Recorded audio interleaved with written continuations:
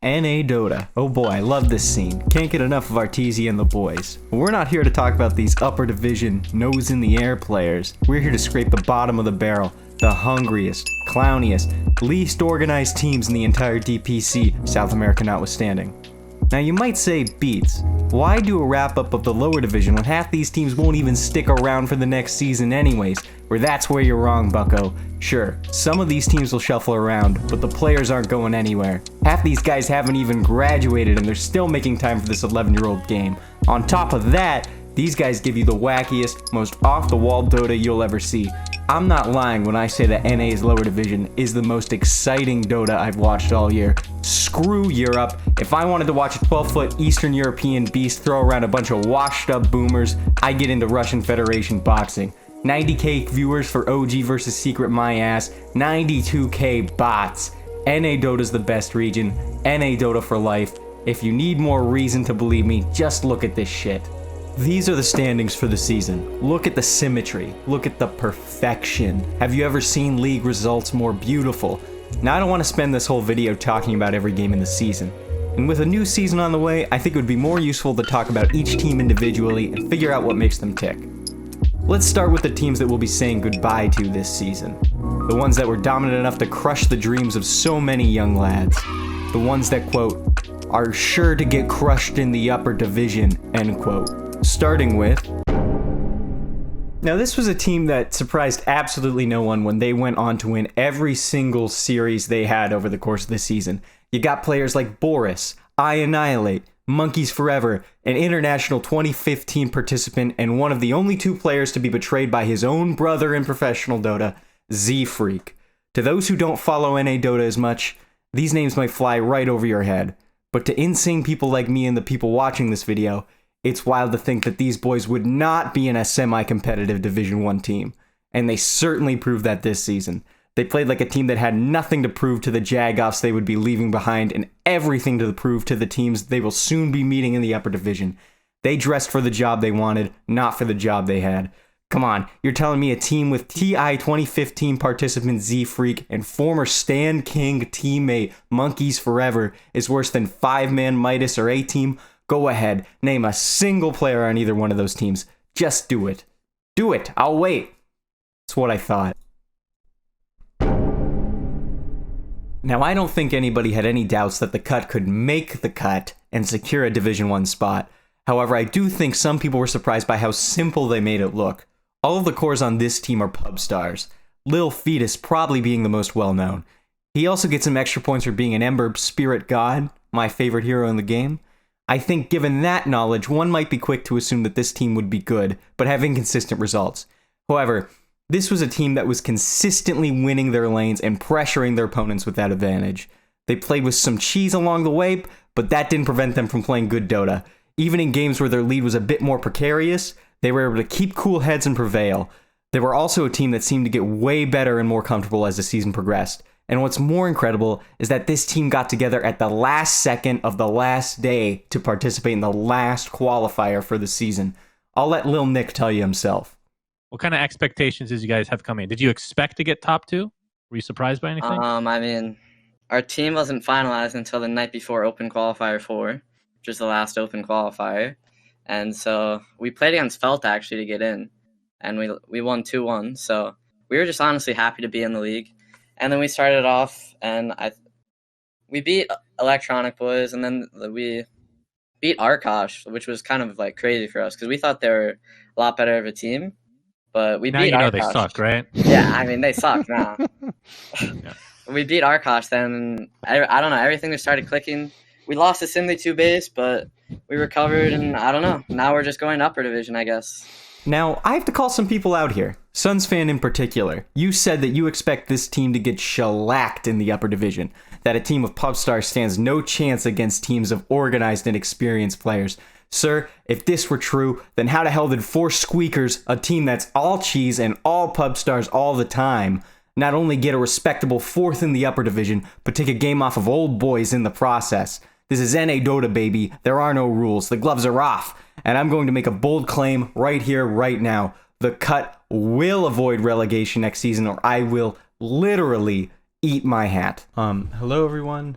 Beats here. Small editor's note. I've realized that for health reasons, I probably can't actually eat my own hat, as it would destroy my stomach lining and maybe kill me.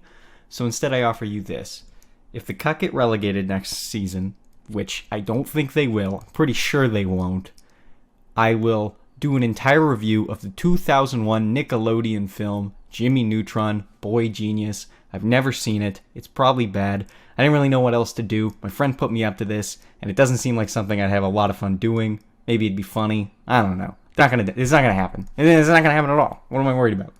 Now on to the returning teams. For all of these teams, I think it would be fun to give my predictions on how well they'll do next season. So gambling addicts, take notes. We're about to talk odds. Who the hell are these guys? No, seriously, who are they? Does anybody know them? Are they real? I watched this entire season and still don't have a grasp on any of these players. And no offense, this name is dreadful. What does it mean? What did you feel? Regret at your inability to ban Rayla Lisa Storm Spirit? Why is it past tense? Mysteries abound with this team. I'll do my best. Felt is a team that gives their all in every series they play. In all of their losses, they had one that lasted under 30 minutes, including a game where Arkosh DDoSed their carry halfway through the game and they had to play 4v5. In fact, the only game that lasted under 30 was when they had to play with a stand-in in that very same series. This isn't really a team that has any standout players, but they do seem to play around each other pretty well, which will only strengthen them if they stay together next season. Hopefully, they can do something about their ping and internet problems. For odds, I give Felt about a 4-1 odds of moving up next season. Competition is going to be even stiffer next season, and although I think this team shows potential, they're going to have a tough road to advancement, and I think they should be happy just to stay above relegation next season.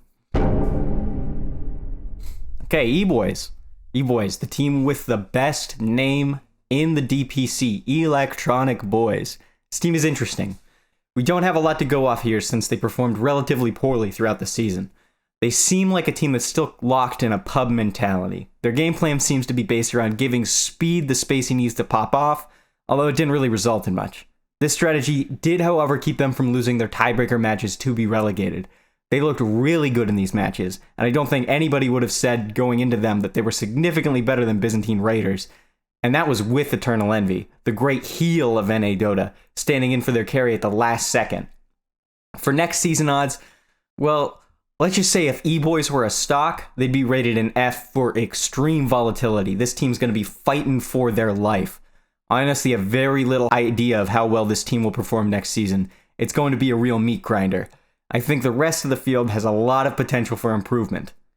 Right now, I just don't see that same potential from E-Boys. I could be very wrong, but at this moment, I think this team is going to be fighting for survival in the next season.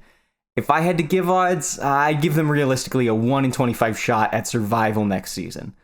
They could surprise us, but I would in no way bank on it.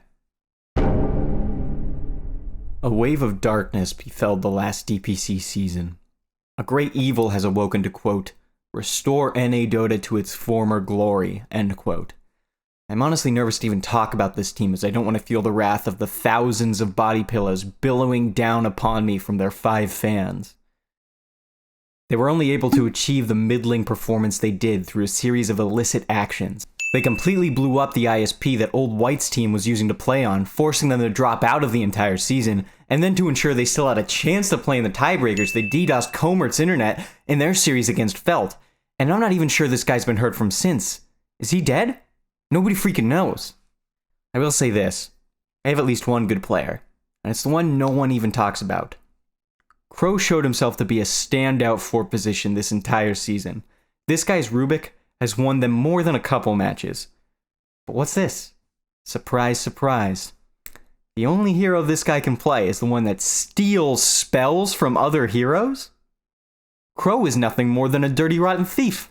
Just another example of Arkosh's dirty meddlings. Now, if this team plays like they did last season, I give them 2-1 odds of making it through to the next season, and even going up. However, if this team plays fair, I give them roughly, let's say 1 trillion to 1 odds next season. Friends, Fellow NA Dota freaks, wherever there exists darkness, there exists a light to dispel that darkness. Team Dogchamp is that light. Dogchamp was the first team to play against Arkosh last season, and they got shellacked. They were the first team to experience the true evil that had awoken out of the meat grinder that is the lower division. They knew what they had to do. This is by far the team that I am most excited about next season. I think they show the most potential out of any of the teams here, including the upper division teams that are getting relegated down. Hell, they just took a game off of Undying in the BTS Pro Series, a team that was in tiebreakers to go on to the majors. You've got Ray Lalisa, a complete enigma to everybody in the NA Dota scene, a guy who seemingly dips in and out of the scene at random and refuses to play anything that he doesn't find exciting. This guy is an absolutely baller Storm Spirit and can single-handedly carry a game if he needs to. You've got Bloody Nine, a guy who's been trying his absolute hardest since 2014 to find a team that can go to the distance. He's the pinch of experience they need to make it. You've got Lukey, the Jenkins certified best Pangolier in the entire world. A guy who's so nice and so believes in the light of the world that he intentionally threw their series against the cut, giving up their chances of going to the upper division just so Arkosh wouldn't have that same opportunity. Lukey literally sacrificed himself so that evil wouldn't prevail. Lukey is the anime protagonist NA Dota needs. On top of all of this, Dogchamp has the best art of any team in the entire division. Look at this little guy. He's literally a superhero. He's going to fight evil wherever it comes from. I believe in good and the good old boys of Dogchamp. Do you? Hey everyone, thanks for watching. I had a lot of fun making this video, and it was my first time doing something like this. I'm very excited to do more in the future for next season. I have a good amount of other ideas too. I have a Patreon. I know this is weird because it's my first video and there's absolutely no obligation to give me anything. I just thought I would post it anyways in case people really like the content. Like I said, I plan on doing more of these as the DPC progresses, and the support would help me put more focus into this project so I can add things like interviews, better editing, and having the ability to record the clips myself in the future. There will be more to come before the next season. I am currently putting together a video on the Singapore Major wildcards that are coming up very shortly. I'd also maybe like to do some more deep dives on specific players and teams in the future, but the NA DPC lower division will be my primary focus. Thanks again for watching. Appreciate the support. Bye bye.